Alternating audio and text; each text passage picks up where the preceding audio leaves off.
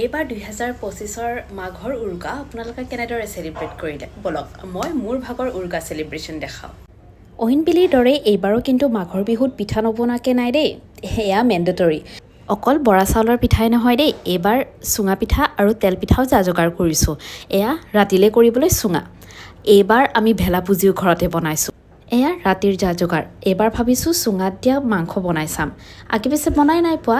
এয়া প্ৰথমতে মছলাখিনি ভাজি লৈছিলোঁ, তাৰপিছত সানি লৈ চুঙাত ভৰাই দিছোঁ। এয়া লগতে চুঙা পিঠাও হৈ আছে দেই ৰাইজ। আৰু লগতে আজি আছিল হাঁহ কোমোৰা। বিহু বুলি ক'লে আমাৰ কাৰণে হাঁহটোৱেই মেইন।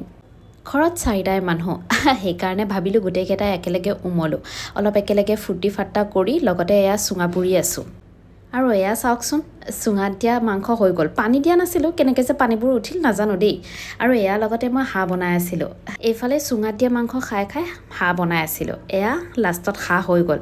এয়াই এইবাৰৰ মাঘৰ ভোগালী।